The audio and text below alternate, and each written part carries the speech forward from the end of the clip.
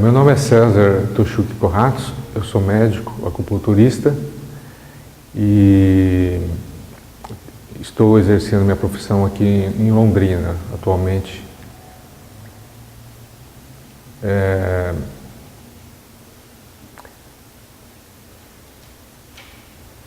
Eu nasci em Curitiba. A minha trajetória, é bom a gente relatar a respeito do meu passado em relação à minha família. A minha família é de Okinawa e meu avô ele se mudou para Cambará e foi plantador de café. Aí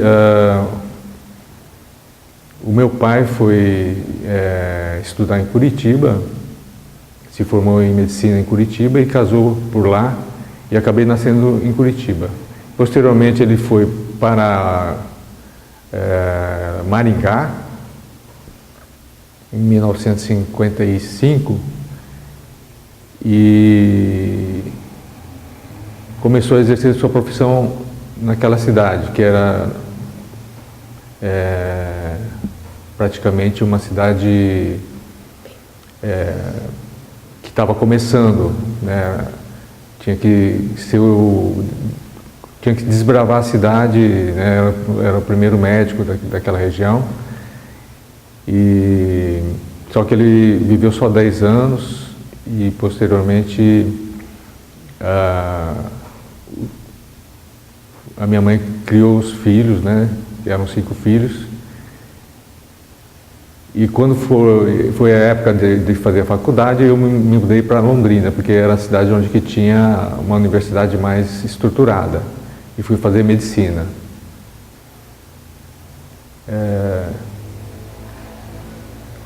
Mudei para Londrina na época do cursinho, fiz o cursinho e terceiro ano e entrei na faculdade. Em que ano o senhor entrou? Entrei em 1973. Como eu havia me mudado para cá, eu praticamente não tinha... O meu círculo de amizade era nulo, porque a gente só estudava. Posteriormente, eu comecei a fazer minhas amizades na universidade. Eu não era uma pessoa ainda engajada ou tinha consciência da situação em que estava o país. E aos poucos na universidade fui tomando pé da situação, conhecendo mais pessoas, né, me relacionando mais. E comecei a ter um relacionamento maior, mas inicialmente dentro da minha turma de medicina. E curiosamente, no curso de medicina, como a turma era muito grande, nós, assim, com algumas pessoas, um grupo pequeno, nós começamos a fazer um jornalzinho que era, assim, sem muito compromisso, era mais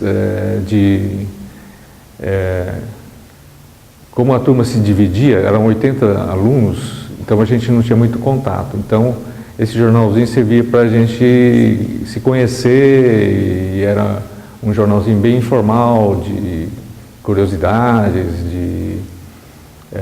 tinha um colega que desenhava e fazia tudo no mimeógrafo.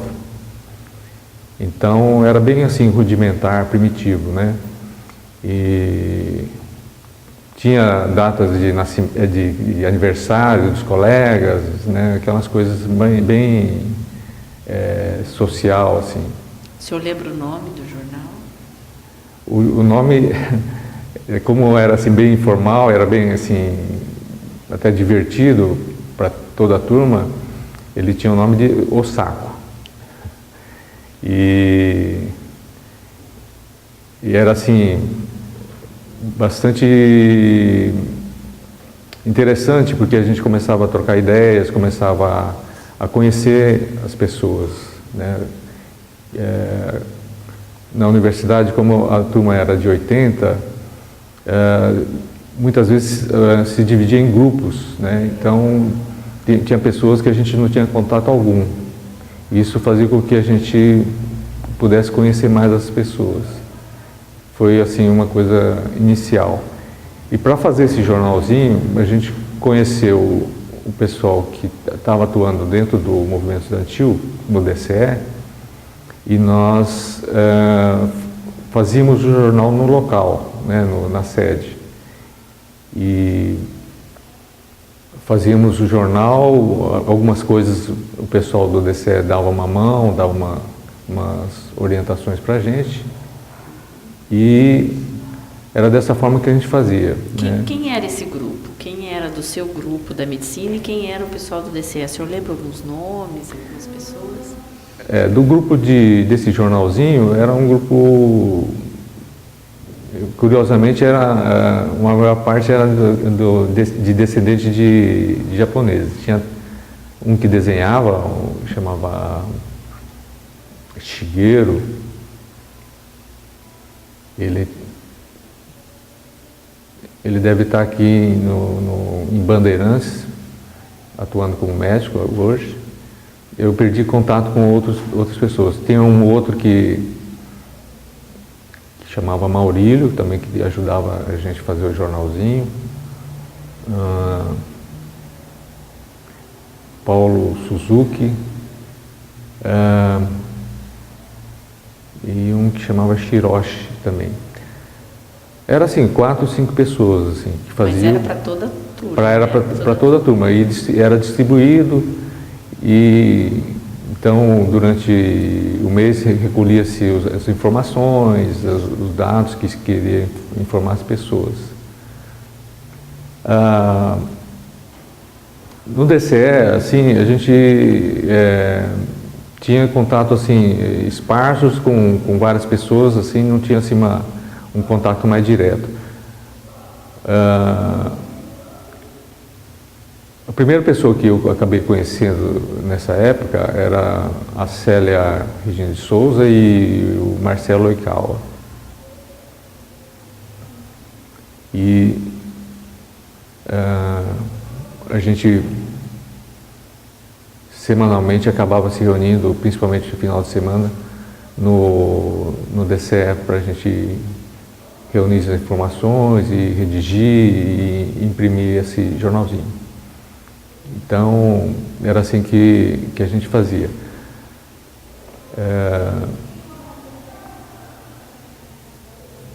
Tinha algumas assim, contribuições assim, esporádicas de outras pessoas, né? Dependendo do tema, alguma coisa que fosse abordada. Mas esse jornalzinho, ele teve uma interrupção assim, meio que inesperada, assim, mas eu acho que analisando hoje, a gente observa o que realmente aconteceu. Em 75, a gente, como eu fazia parte da medicina e a gente fazia ainda curso básico e tinha muito relacionamento com outros cursos, né, de odontologia, enfermagem, tinha um professor que foi demitido politicamente dentro do curso de medicina, que era um professor que assim, era bem respeitado, chamava Tsutomu Higashi, que era patologista, e o jornal Poeira, que era editado pelo DCE, convidou a gente para fazer uma matéria com esse professor, para a gente buscar as informações, entrevistar o professor, né, e redigir a matéria. E era assim, a primeira participação mais política, né, que o grupo estava fazendo. As outras coisas eram mais de turma, uma coisa mais pessoais, assim, né, que acontecia. E nós fomos fazer essa matéria, colhendo informações, né, na universidade, com colegas, outros médicos, outros professores. E na época os motivos da demissão, vocês chegaram a apurar direitinho? Ou? Eram umas questões assim, ele era uma pessoa mais técnica, mas bastante competente, né? E que não faziam parte de um grupo de professores que comungava das mesmas ideias do reitor da época, né? Que era o reitor, era o Oscar Alves, que era genro do governador Ney Braga, né? Que foi colocado como reitor.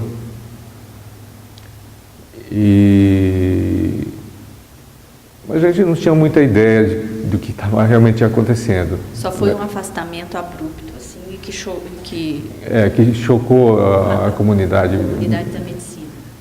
E nós queríamos saber realmente o que estava acontecendo, né? E por que ele foi demitido. E aí vocês fizeram um texto.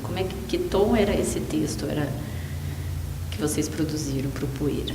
Que o Poeira era um espaço, né, para colocar essas questões. Então, o que assim é muito relevante é o clima que estava acontecendo isso, né? A gente estava bastante surpreso com o que estava acontecendo. E na medida que a gente foi fazendo as entrevistas e conversando com as pessoas, a gente foi tomando pé da situação. Você lembra se foi no primeiro semestre de 75 ou no segundo semestre?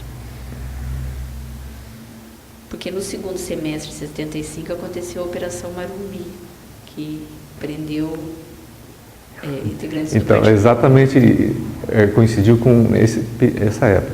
Okay. Porque exatamente no dia que a gente ia entrevistar esse professor, a gente foi onde ele também trabalhava tinha um laboratório, e nós marcamos fazer uma entrevista com ele.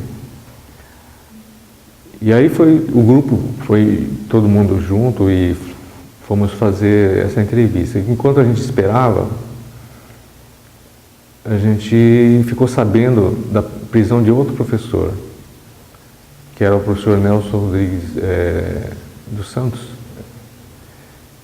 E nessa operação que estava acontecendo no Paraná.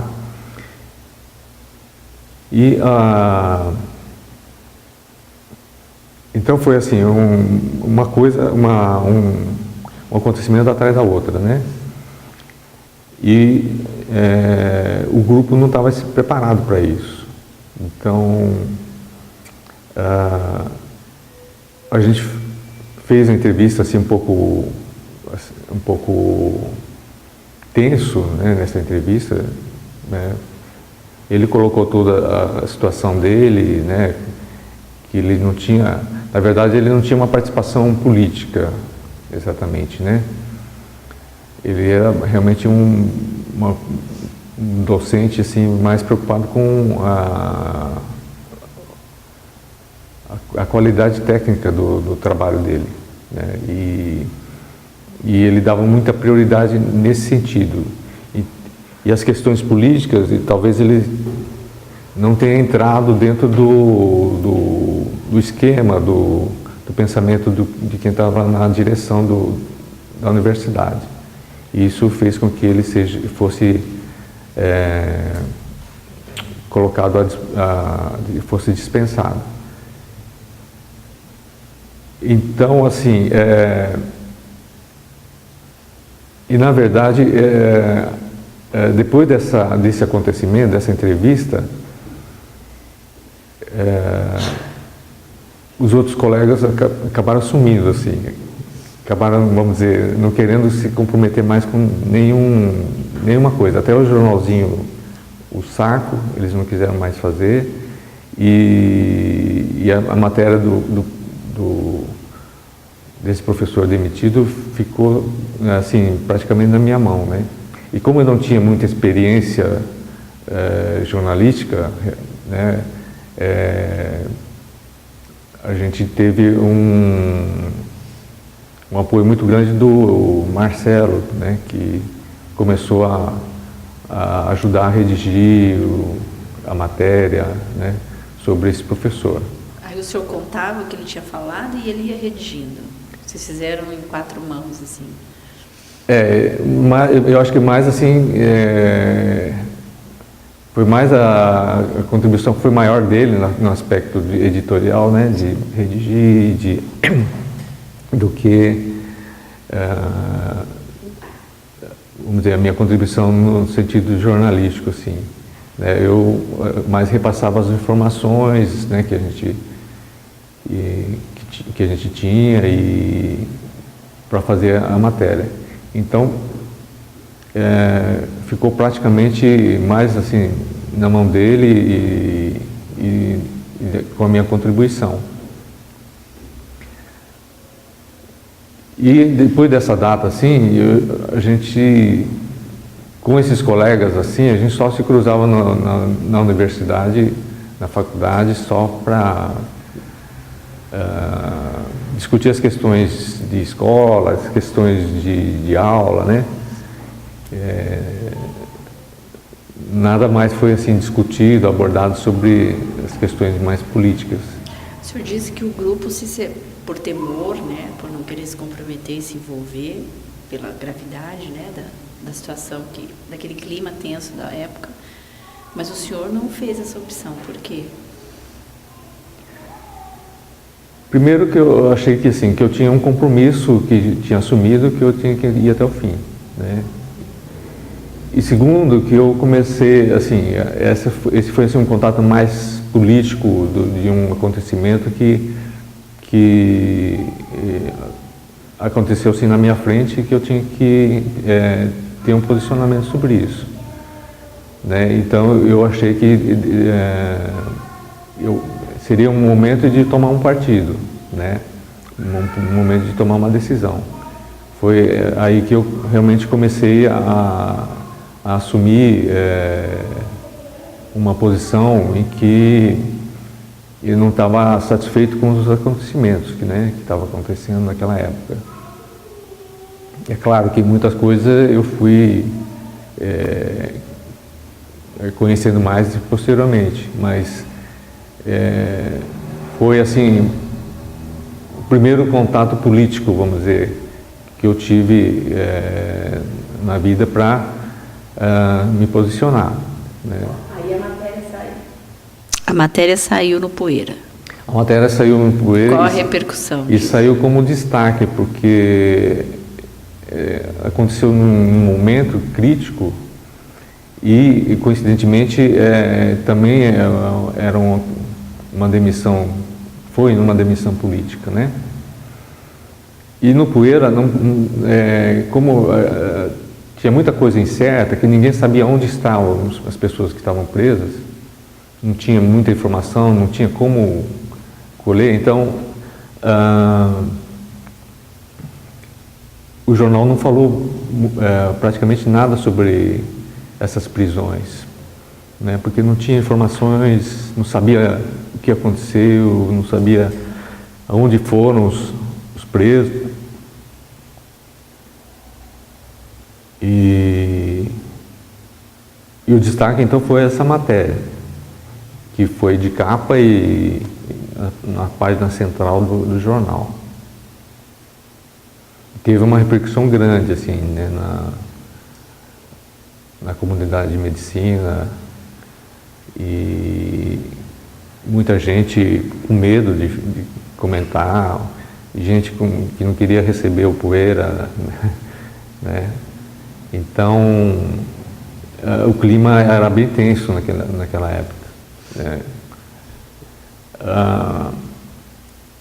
Foi assim, muitas coisas que aconteceram nesse período, né?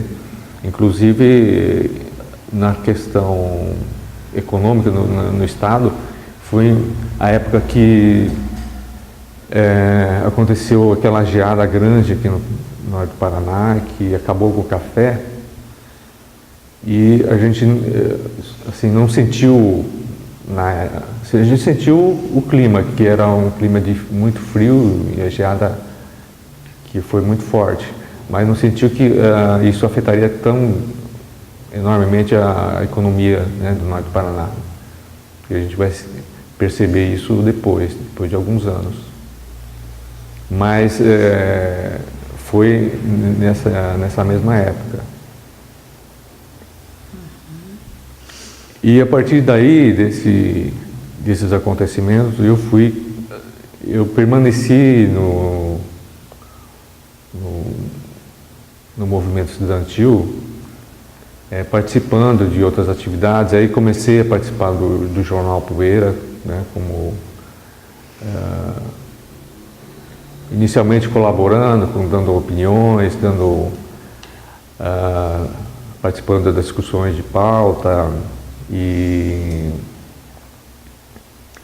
aos poucos fui me integrando com outras atividades em relação a algumas promoções, né? E uma das coisas que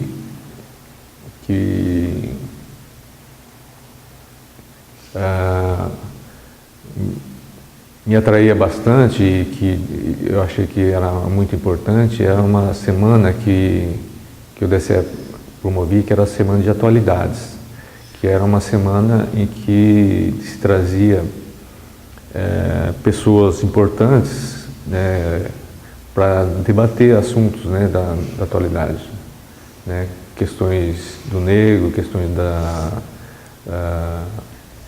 da democracia, questões do índio, questões culturais, e também trazia geralmente um show assim de uma apresentação de algum artista para promover essa semana, né?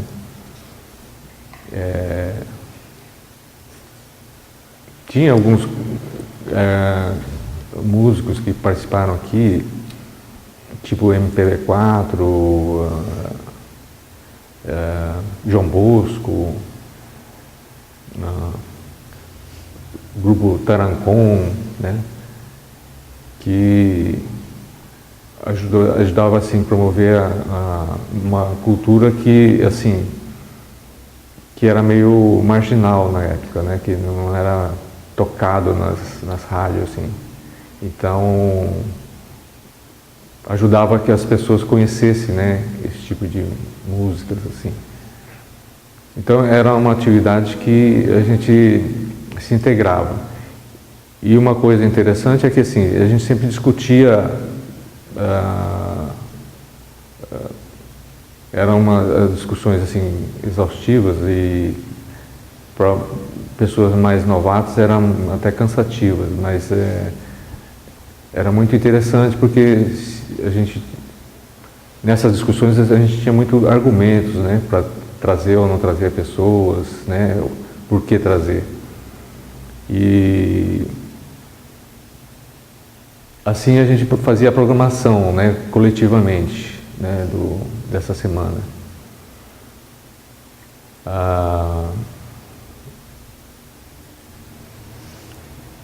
Nessa semana, assim, também havia assim, essas comissões que a gente formava, comissões da comissão organizadora, dividia tarefas em relação a angariar fundos, porque a gente não tinha de uma verba específica para isso. Então a gente tinha que ocorrer livro ouro, essas coisas, promover alguma coisa para arrecadar, ou patrocínio, e a gente ia atrás de propaganda, né? Inclusive para o jornal também, né? O jornal a gente conseguia pagar com propaganda, né? Via com algumas pessoas, algumas lojas ou escolas que faziam uma propagandinha basicamente para promover o jornal, né? E isso ajudava financeiramente, né, o jornal. que era pago dessa forma. E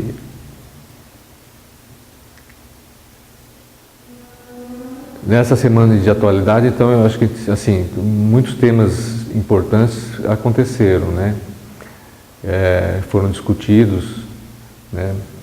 Temas em relação ao índio, né?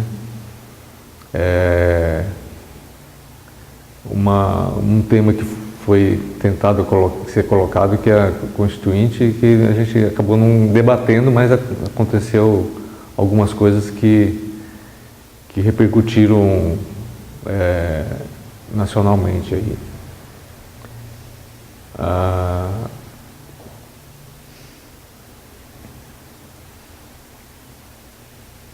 E uma coisa assim que eu acho assim que você chegou a participar da organização e de todas as movimentações em torno desse debate sobre a Constituinte?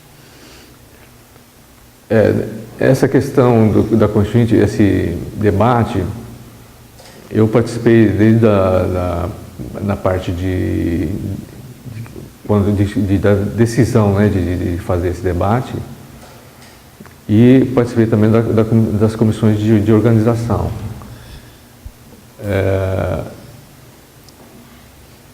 E a gente se dividiu. Eu estava assim, participando mais na organização de preparação do local, né? Então, o debate ia acontecer aqui do lado do DCE, perto do DCE, que é o teatro, chamado Teatro Universitário, que hoje é teatro da Unifil, Universidade Particular. Como o DCE ficava próximo, então eu naquela noite eu estava preparando e depois eu fui para o DCE. E tinha um grupo lá que estavam organizando o local, e tinha um outro grupo que ia recepcionar os palestrantes, né? Que tinha Leomar Baleiro, Dalmo Dallari, Sérgio Buarque do Guzmão, né? E que foram então buscá-los no hotel para vir para o teatro. E eu e alguns colegas ficamos aqui na sede do DCE, preparando, e uma hora eu fui verificar no teatro, ver se estava tudo tranquilo, eu e mais um amigo, e nós ficamos, passamos numa lanchonete para pegar um lanche, porque já era noite, a gente não tinha jantado. E aí, de repente, atrás do teatro, a gente observou umas movimentações estranhas, né? Tinha um caminhão de pessoas que estacionou embaixo e desceu um monte de soldados embaixo do teatro. E aí a gente estranhou. Aí falei para o meu colega lá, vamos rápido lá para descer, vamos verificar o que está acontecendo, né? Tá muito estranho isso aí, né? A gente não tinha recebido nada oficial, assim, proibindo ou não, né? Estava tudo certo, estava tudo, estava correndo tudo conforme a gente estava prevendo, né? E quando nós chegamos no DCE, estacionou mais caminhões na frente do DCE, fechou a rua, né? E nós ficamos cercados dentro do DCE, né? A gente não podia sair, nem outras pessoas não podiam entrar. E era noite, a gente não tinha ideia do que estava acontecendo, porque ninguém informava, e aí começamos a tentar ligar para o telefone, ver o que estava acontecendo. Quem era o presidente? Naquela época, o presidente do DCE era o Tadeu Felizmino. E ele estava junto com os palestrantes, né, daquela noite. Ele tinha ido buscá-los lá no hotel. Então ele estava fora do DCE. Daí, quando a gente ficou sabendo que não poderia haver debate, porque nós estávamos cercados, eles iam proibir, não ia deixar acontecer, as outras pessoas que estavam fora, né, tentavam negociar para ver se poderia entrar, ou as pessoas que estavam dentro podiam sair, né, essas coisas todas, né? Mas eles não permitiram. Ficamos lá até altas horas da noite. No máximo que eles conseguiram, alguns amigos da gente conseguiu passar algum lanche, um saquinho de lanche pra gente. Quantas pessoas estavam lá dentro com você? Olha, devia ter mais ou menos umas 10 pessoas no máximo, assim. Não era muita gente, não. E o clima era de medo e pânico? Como é que era? A gente não sabia o que ia acontecer, não sabia se eles iam invadir, ia prender a gente. Você olhava pela janela, um monte de... Tinha um monte de soldado, parece que a gente era muito perigoso, né? E você, na hora, o que te passava assim pela cabeça? Eu, assim...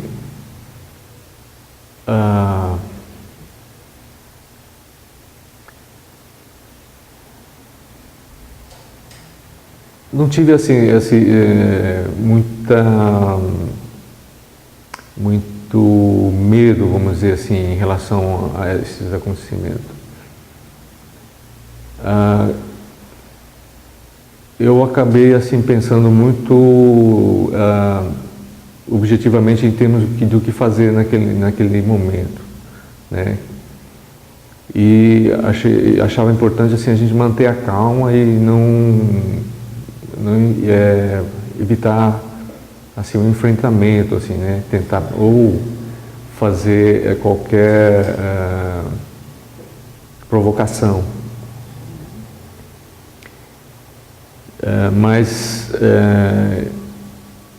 Mas internamente, eu acho que... Sim, eu sempre me ficava bastante tenso, né? Mas a gente tinha a disposição de ir até o fim, assim, né? Mesmo que houvesse alguma coisa física.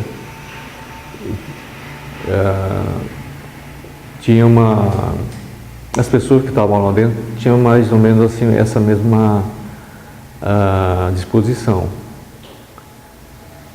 porque estavam bastante engajados, né, essas pessoas. E não víamos assim nada demais, né, no que a gente estava fazendo. A gente não via nada de errado no que a gente estava fazendo.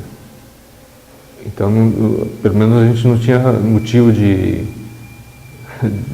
vergonha ou de alguma coisa assim que pudesse, a gente pudesse se arrepender, né? Então era uma coisa que a gente achava certo. Então, apesar do tensão, do medo, né, as coisas acontecendo no escuro, né, porque tudo estava escuro à noite, né, deixava um clima assim mais aterrorizante. Então isso fazia com que a gente se ficasse mais unido lá dentro, né? Eram só homens ou tinham mulheres também? Tinha acho que uma ou duas mulheres, né, que estavam junto.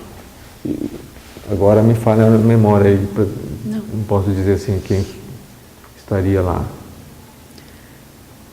Bom, aí os palestrantes foram lá para o local, foram impedidos de fazer o debate, né? Eles nem chegaram perto do local, chegaram no cerco e foram impedidos. Eles tentaram entrar em vários locais, mas todos os locais estavam fechados, né? Todas as ruas. Então não tinha outro jeito. E aí vocês foram liberados em que momento?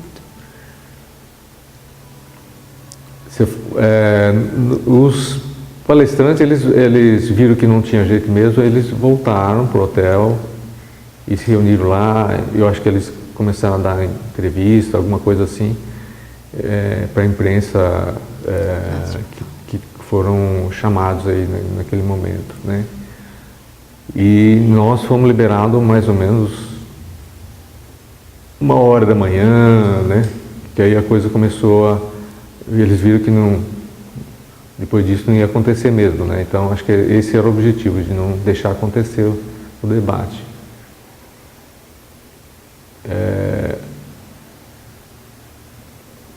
A coisa ficou assim bastante tensa.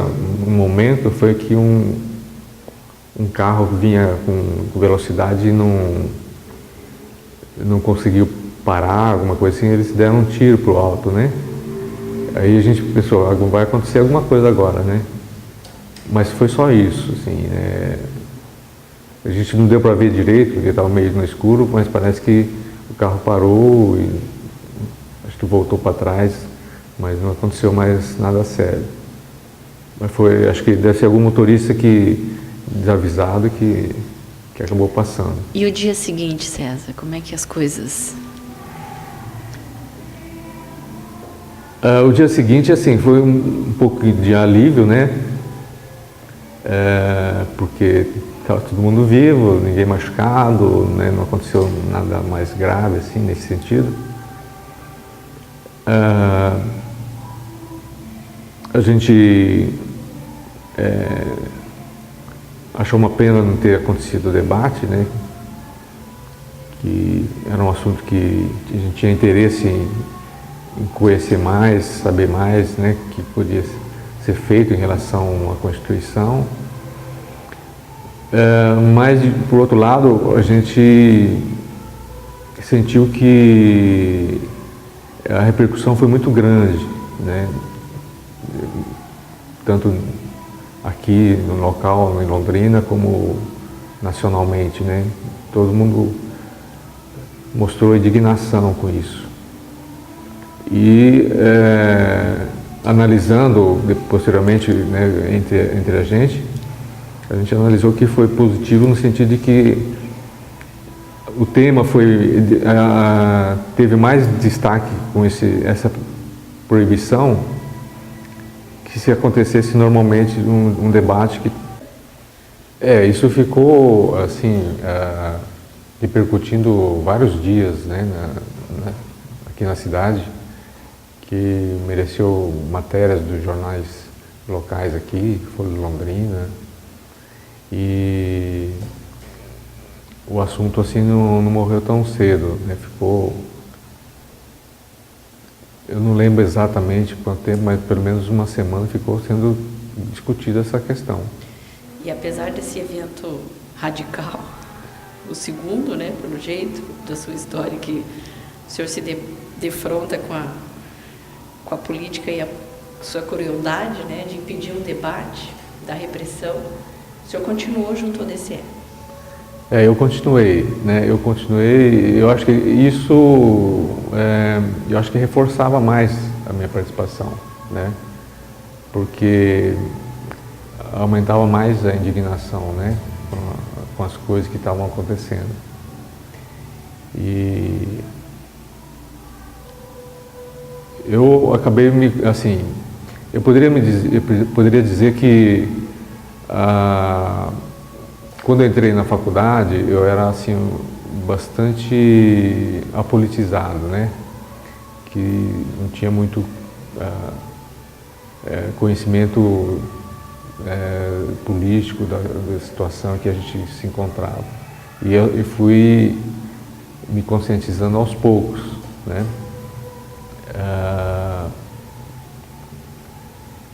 Inicialmente com algumas coisas que a gente foi conhecendo localmente, né, e depois com esses acontecimentos mais diretos com a repressão, né. E eu fui me conscientizando também com participação em outras coisas também, né. E a gente começou a trabalhar algumas questões para que ampliasse mais a discussão e o debate dentro da saúde como um todo, né? E uma das coisas que eu comecei a participar é na organização de um encontro nacional que estava começando a ser feito, que era a Semana de Saúde Comunitária. Que aí eu comecei a participar nacionalmente em organizações estudantis, assim. Então a gente entrava em contato com estudantes do Brasil inteiro, né, para organizar essa semana. A gente chamava de SESAC, né, Semana de Saúde Comunitária.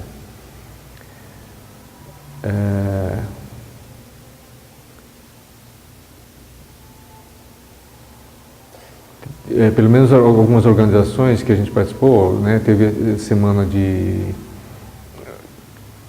que aconteceu em Curitiba, né, acho que foi a terceira SESAC. A quarta SESAC nós organizamos aqui em Londrina, que reunia todos os estudantes que estivessem interessados em discutir a saúde, né, não só da área de saúde, né, medicina, enfermagem, farmácia bioquímica, odonto, mas outras áreas que estivessem afins, né, que serviço social, né, direito, né, que era bem aberto. E era onde a gente trazia também palestrantes, mas para falar sobre as questões de saúde, né? Não exatamente a saúde oficial, né, o serviço de saúde oficial, mas trazia experiências também de outros países, né, e algumas comunidades que tinham alguma experiência também mais específica dentro da saúde, que promovesse mais a participação da comunidade, né, de uma forma mais ativa e vendo outras prioridades, né, que não a assistência médica somente. E nessa intensificação da sua participação dentro do movimento estudantil, você chegou a integrar alguma organização, um partido político? Porque muitos eram, né, faziam parte do DCE, viviam na comunidade, né, entre os estudantes. Mais para frente,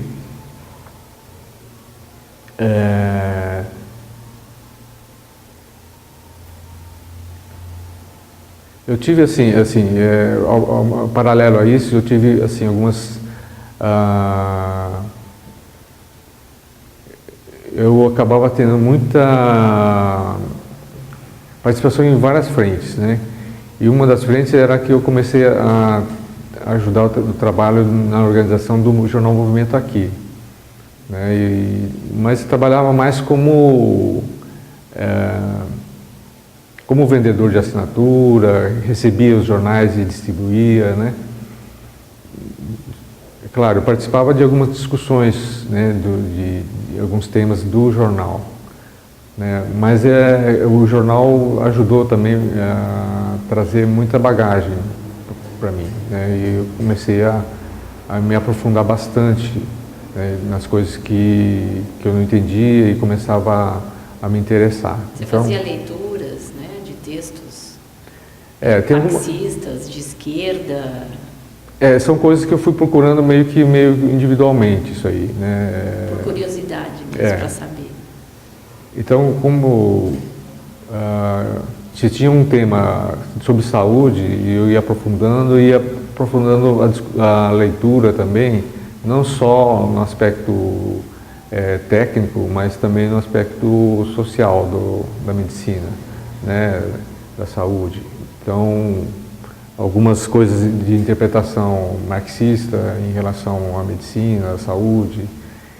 E então eu procurava me aprofundar nisso. Não tinha assim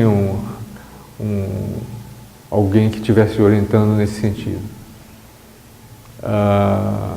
É claro, a gente mesmo vai acabar assim dando uma direção nesse estudo, né?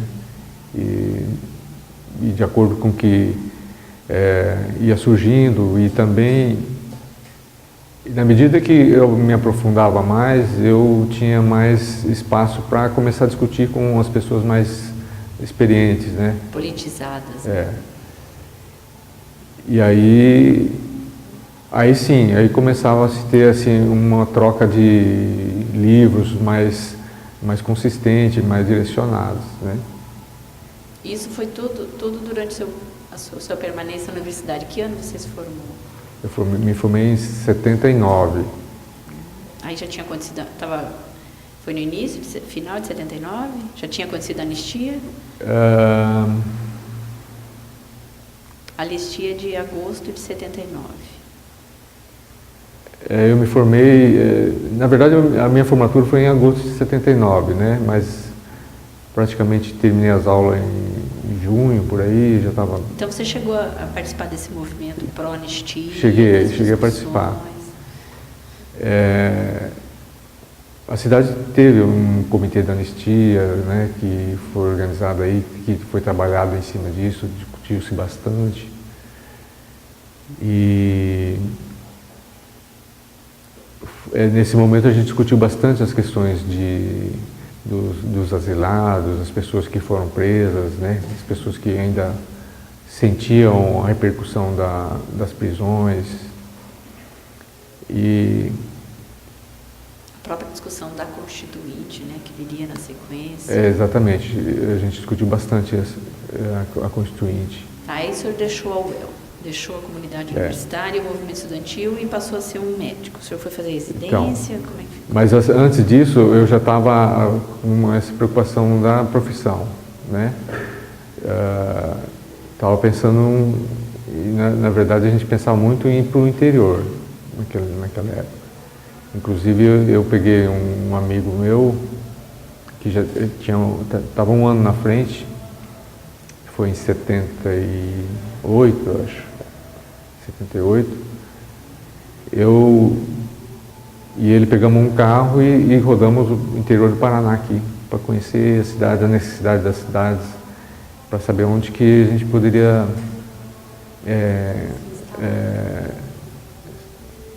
onde a gente poderia ir, né? A gente ia no sindicato rural, ia nas prefeituras, saber como é que estava estruturado, a necessidade daquela cidade, população, quanto de população que tinha. Naquela época estava construindo Itaipu, a gente conheceu uma cidade, acho que é Santa Helena, se não me engano. Desculpe, me falha a memória, mas uma cidade que eu me lembro bem que estava diminuindo a cidade, né? Porque as pessoas, era uma área onde que ia ser inundada e tinha muito pequenas propriedades, mas as pessoas estavam indo para o Mato Grosso naquela época, estavam saindo assim, todo dia, cada dia era uma média de uma família por dia que estava saindo daquela região. Então a gente via assim a realidade em vários locais onde que teria uma necessidade de médico para atuar. Um pouquinho antes eu tinha realmente entrado num partido clandestino, que foi num momento ainda de tensão, assim, né? E que a gente tinha esse medo todo da repressão e tinha um cuidado assim muito grande com relação a tudo que a gente fazia, né? E a própria segurança, né? Qual partido? Qual organização, desculpa? Então, eu entrei no PCdoB e foi no momento em que o partido estava começando a ter dissidência, estava tendo umas discussões.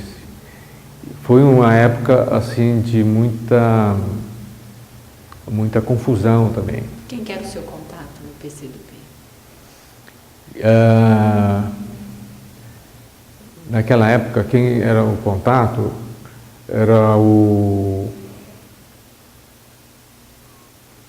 Tinha algumas pessoas, mas tinha um contato que eu tive. O grupo, quem que era esse grupo que te levou a tomar essa opção? Eram pessoas que estavam ligadas ao movimento estudantil. E a gente tinha muita preocupação com segurança. Então, a gente tinha assim uma noção de que as pessoas pudessem participar, mas pelo tipo de opinião que as pessoas tinham.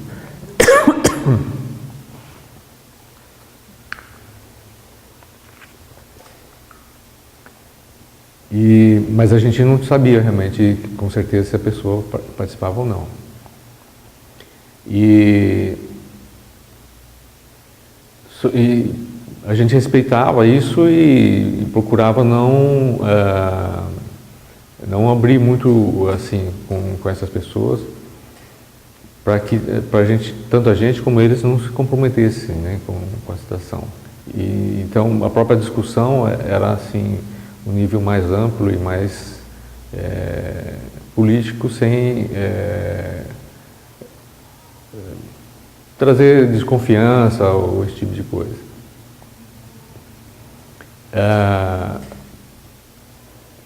Teve uma amiga minha que a gente convivia muito juntos, e aqui, oficialmente a gente nunca ficou sabendo que ela estivesse participando também. Né? A gente discutia, a gente ia para casa junto, e inclusive uma noite ela me chamou, né? Ela morava com os pais dela, mas os pais dela não tinham nem noção das coisas que a gente fazia, né?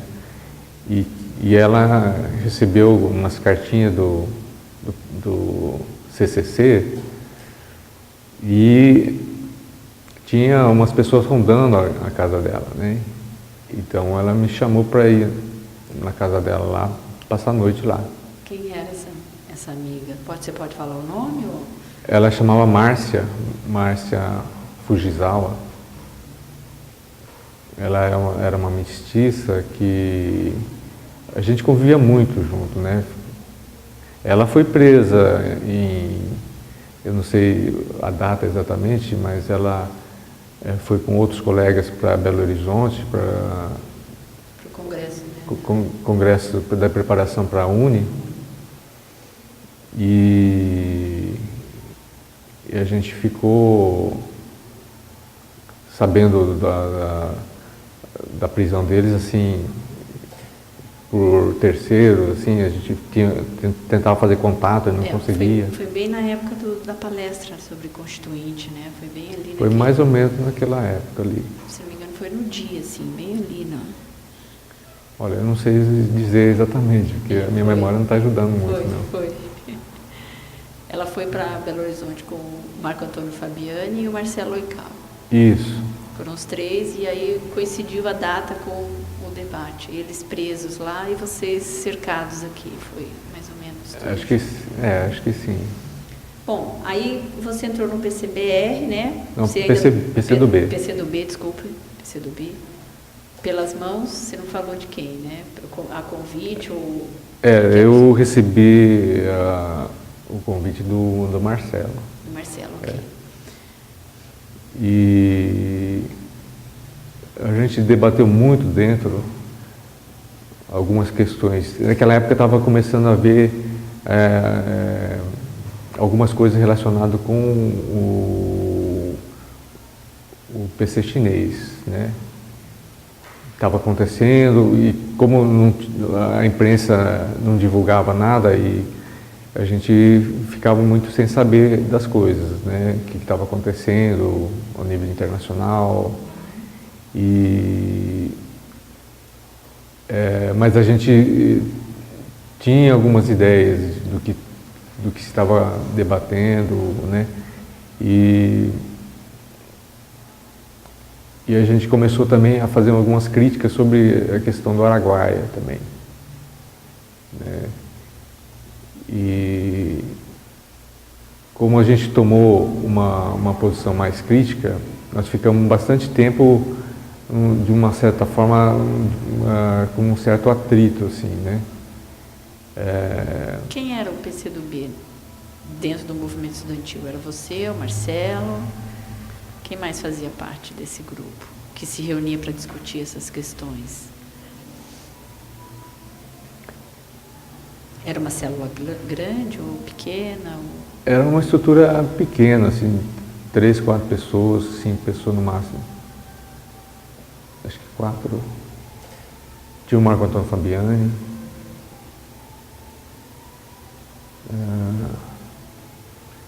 Gilberto Martim.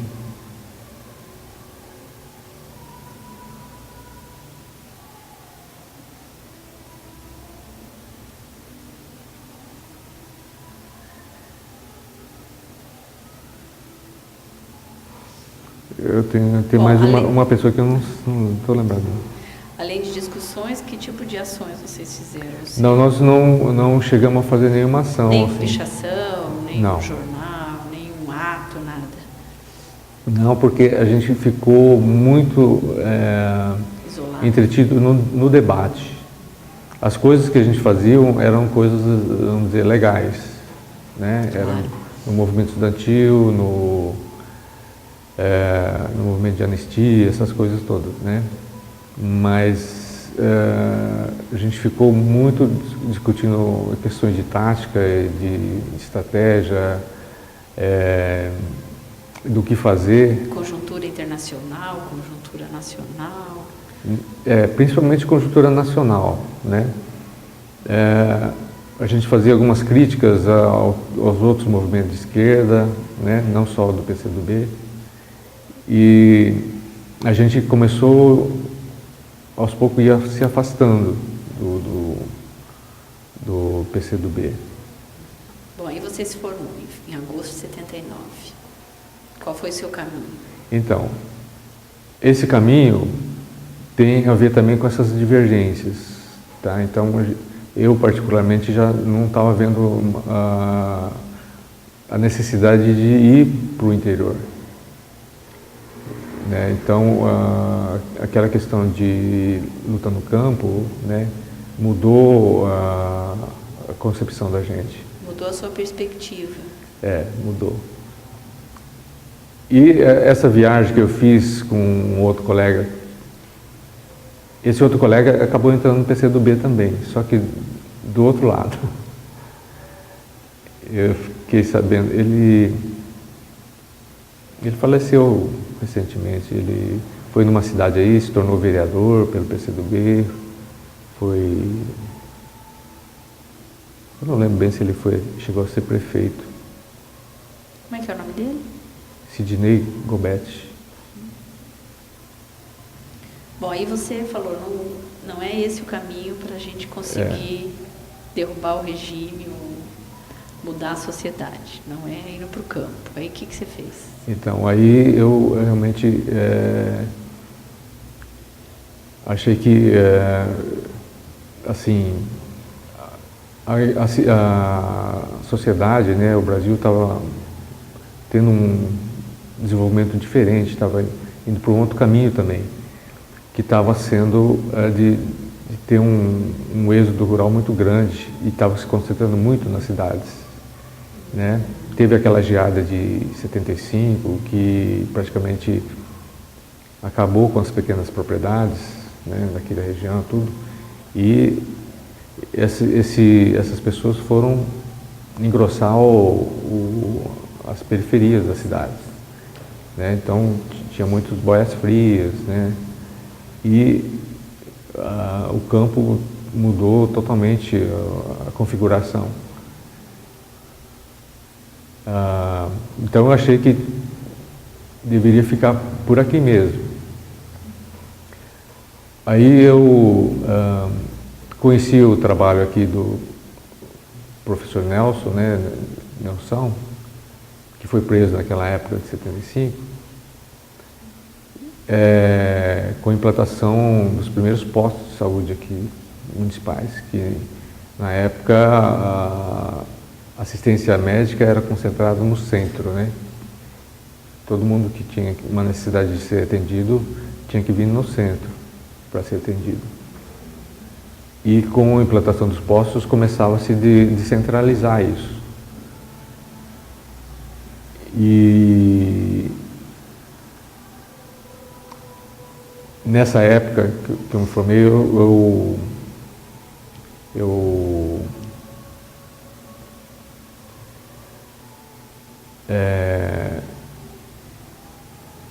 fui conhecer o trabalho do Márcio Almeida, que foi secretário de saúde, né?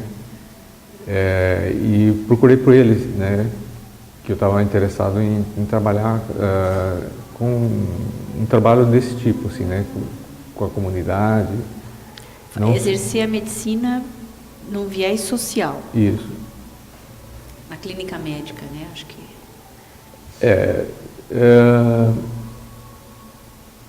Era uma coisa assim, que eu via que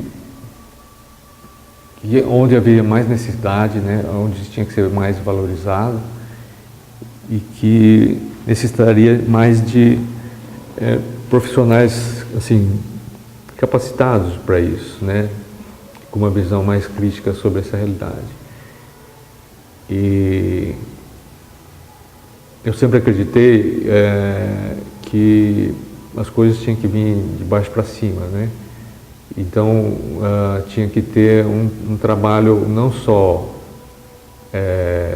de assistência médica, mas também de democratização sim, do conhecimento, assim, para que as pessoas pudessem ter um instrumento para desenvolver uma consciência crítica.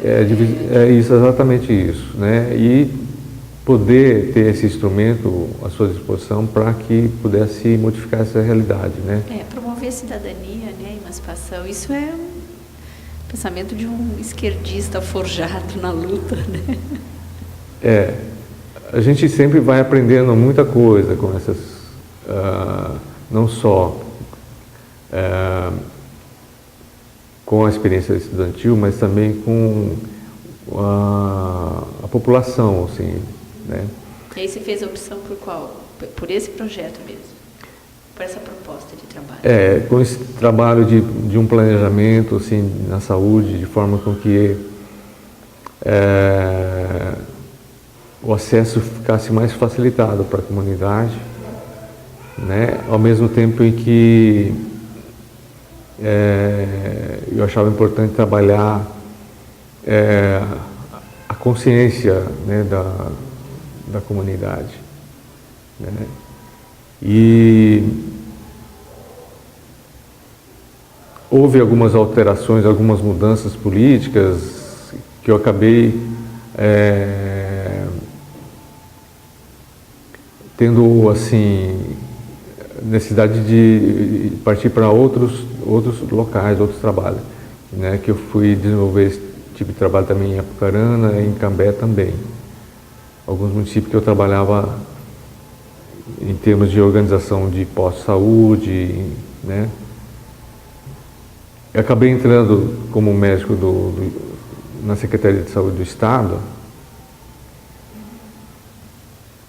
e aí eu fui trabalhar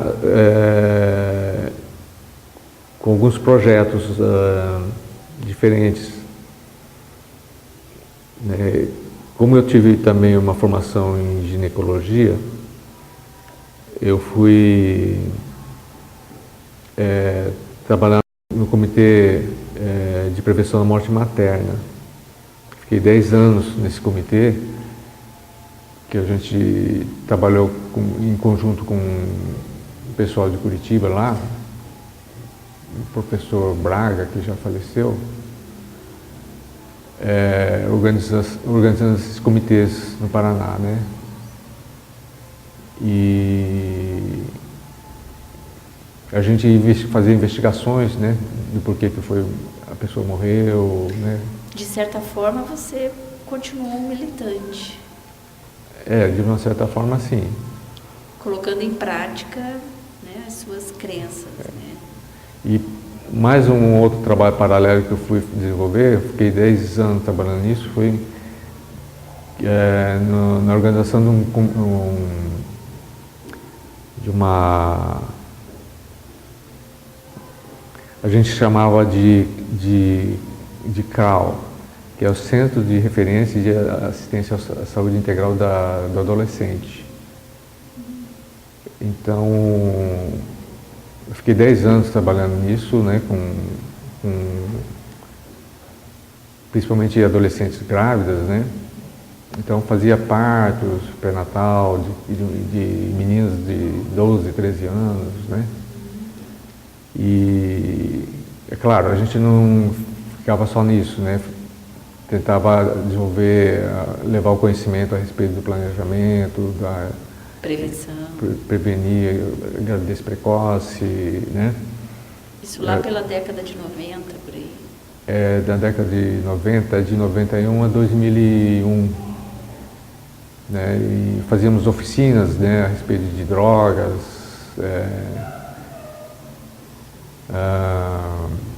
a questão da sexualidade, né, que é muito... Da AIDS, né?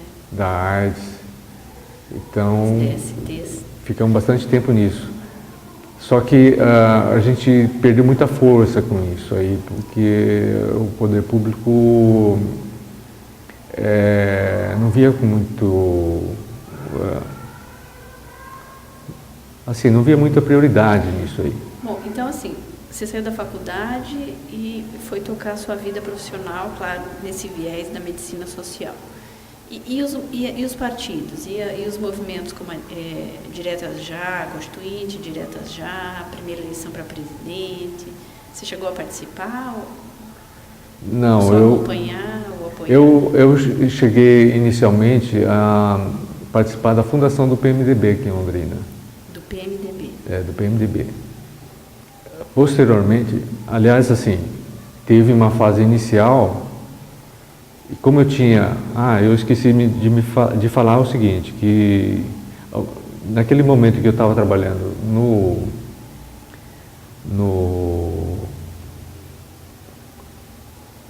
com o Márcio de Almeida na Secretaria Municipal de Saúde aqui de Londrina, eu, junto com alguns companheiros, eu comecei a trabalhar em algumas favelas, né? A gente organizou um movimento de favelas aqui em Londrina, que a gente ajudava a eles se organizarem em termos de organizar clube de mães, de associações de favelados. E tinha algumas pessoas que acabavam se destacando como lideranças, né? E foi naquele momento assim, que eu tive uma participação assim, mais direta em partidos políticos, né? PMDB, que ajudei a fundar. E nessa época é que a gente trabalhou para eleger um vereador, que era o Tadeu Felizmino. E ele foi um dos mais votados da cidade naquela eleição. Você chegou a acompanhar o mandato dele, participar do mandato? Chegamos a participar de muitas discussões do mandato dele. E a gente conseguiu eleger o Tadeu com um mínimo de gastos, né? Não tinha nenhum cabo eleitoral pago, né? Todos eram da comunidade, que vestiram a camisa a gente, claro, a gente tinha que arrecadar dinheiro para comprar lanche para o pessoal, né? O pessoal não vai trabalhar com fome, assim, né? Então, né, algumas coisas a gente realmente teve que gastar, mas assim, de modo geral, todos foram voluntários, né? E era uma coisa muito grande, porque deu uma canseira. Tinha muita gente que a gente tinha que fazer contato, eu praticamente rodava a cidade inteira, né? Eu acabava conhecendo cada buraco da cidade. E você ficou só no PMDB ou você chegou a participar de outro? De outros partidos, não. Aí eu não participei de nenhum outro partido, nem do PT, nem de outro partido. Porque o o PT teve uma boa representação aqui, teve um grupo grande, né? E depois teve o PSDB, que saiu daqui também. Eu tinha, assim, algumas discordâncias em relação ao PT.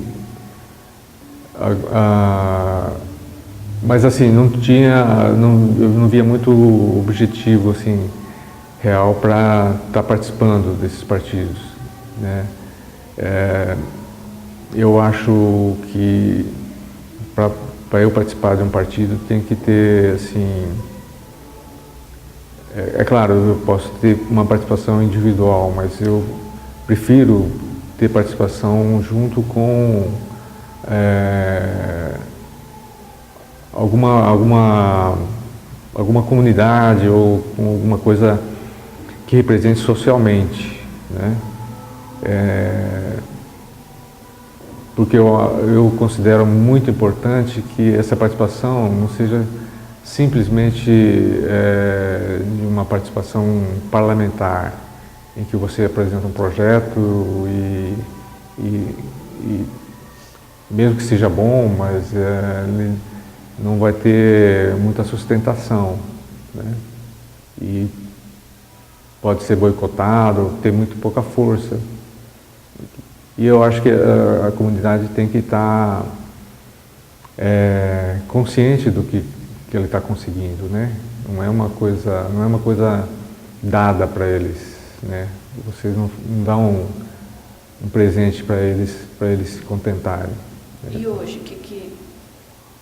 como é que está a sua vida? Então, hoje eu tive alguns problemas de saúde, mas assim, eu praticamente faço mais, eu trabalho em hospital, né? Mas eu faço acupuntura, né? Eu descobri a medicina chinesa, né? Não por alguma influência do passado, mas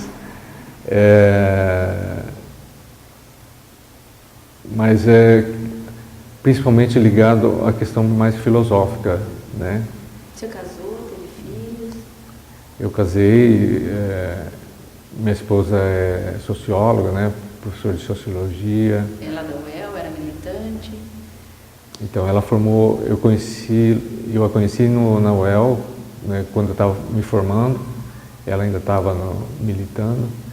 Ela ajudou, ela participou naquelas organizações ProUni, né?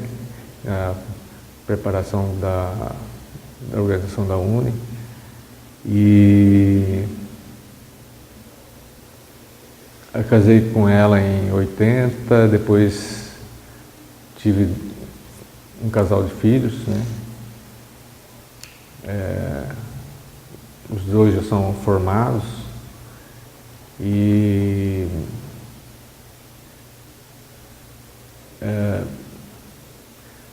assim, eu tenho consciência assim de que como pai também eu acho que ajudei a eles terem uma visão crítica das coisas, né? Então para mim foi uma coisa importante essa questão pessoal, né? Isso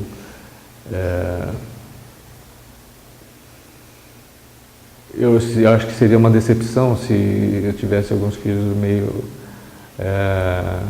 alienados, que não tivesse interesse pelo menos não tivesse compreensão da sociedade onde a gente vive.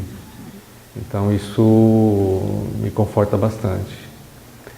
Nós estamos numa fase que eu acho na sociedade, eu acho que não só brasileira, mas mundial, em que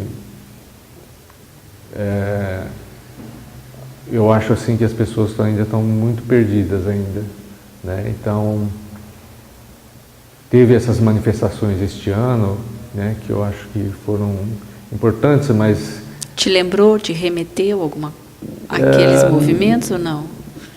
Não exatamente, é uma coisa assim boa, né, no aspecto que é importante ter isso, mas que para mim, particularmente, não traz muita coisa de novo, porque nós temos na história, a gente tem momentos de grandes manifestações e depois tem alguns momentos de recesso. E o que eu sinto bastante é que isso não foi o suficiente para que despertasse uma consciência assim, mais coletiva da coisa, uma consciência muito individual ainda, né? Que eu participo de uma manifestação, eu faço isso, eu faço aquilo, né? Que muita gente achava que, ou ainda acha, que isso é suficiente para modificar alguma coisa, né? É muito difuso ainda, né? Assim, uma consciência. Então, eu não acredito muito no espontaneísmo das coisas, assim, dessas manifestações, né? Tem que ser uma coisa mais consistente, mais consciente, né? E de ligação, né? Não existe solidariedade, né? Existe uma revolta e um protesto, né? Mas que não é... que coincidiu que todo mundo tivesse esse mesmo sentimento, né, de protesto, mas não se mantém, né? Então, infelizmente, a gente ainda está numa fase de aprender muita coisa aí. Principalmente aprender com o passado, né? Exatamente. Nós precisamos resgatar a história da gente, né? Do que aconteceu. Das lutas, né? Tem muita gente que acha que, por exemplo, que a Petrobras está aí porque está aí, sempre esteve aí, mas foi através de luta, né? Não sabe os perigos que rondaram essa... Então, é uma coisa que foi batalhada, né? Foi muito sacrifício, né? Acho que para todas as pessoas de esquerda, aquela primeira frase do Manifesto Comunista, né? Um fantasma ronda a Europa. Acho que todas as instituições, né, têm esse fantasma rondando, né? Do entreguismo, da direita, do reacionarismo, da tortura. Isso temos que estar sempre alertas, né? O que eu sinto muito é que está muito forte esse sentimento do liberalismo, né? E cada vez mais é forte esse sentimento individualista das pessoas, né? Isso é ruim. Então, as pessoas pensam em melhorar a sua vida individualmente. A qualquer preço. A qualquer preço. Em qualquer lugar.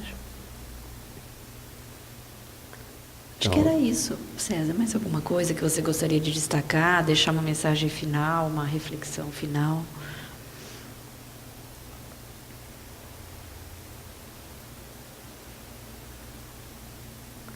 Eu acho que o que é importante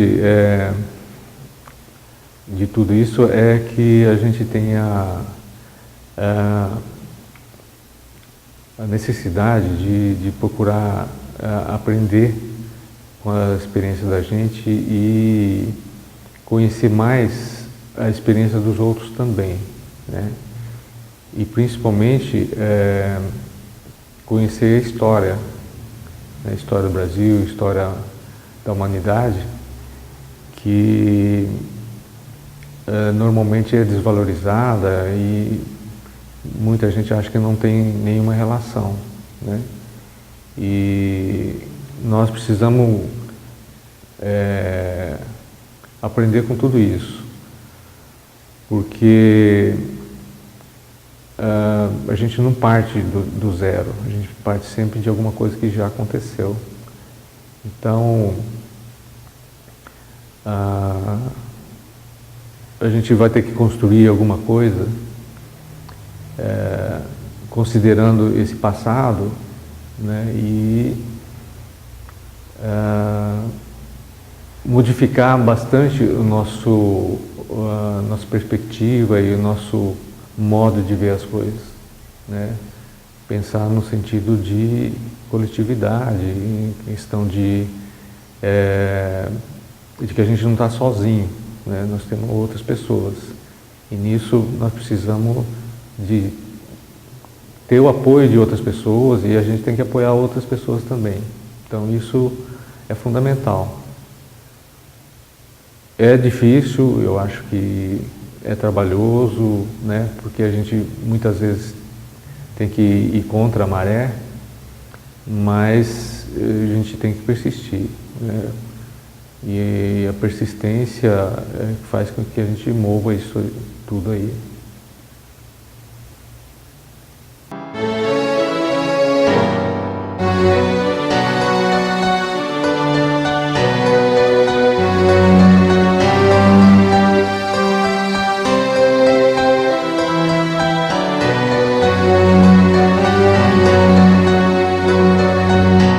Ouça bem esta canção, ela fala pra você.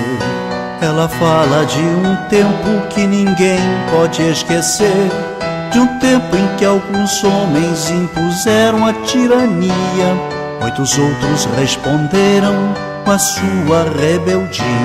Os tiranos implantaram longa noite de terror, tentaram calar a todos, provocando muita dor. Censuraram a cultura e toda a cidadania, calaram toda a voz, promovendo a vilania.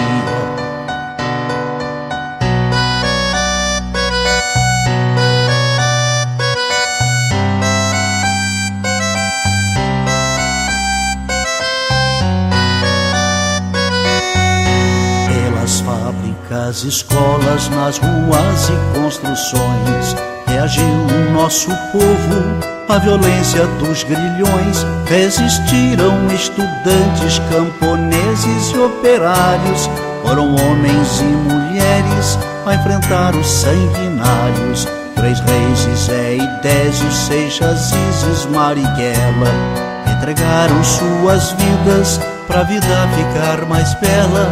Muitos outros foram mortos por lutar contra a opressão, ou desaparecidos, ou no exílio ou na prisão.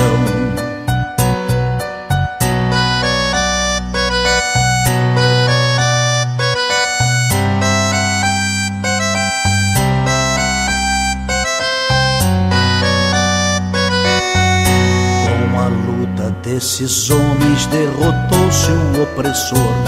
Muito sangue derramado, muita lágrima e suor.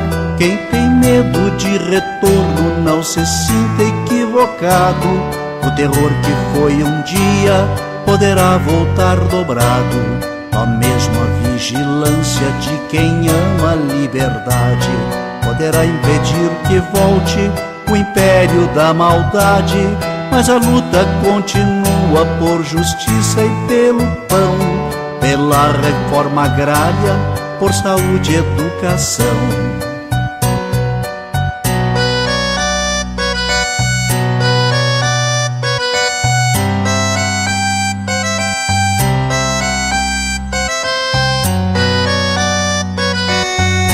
A miséria ainda se espalha, a violência é assassina, juventude sem futuro, a história nos ensina. Só unido nosso povo vencerá a exclusão, um homem tendo por outro sentimento de união. O recado já está dado pro vizinho e seu irmão.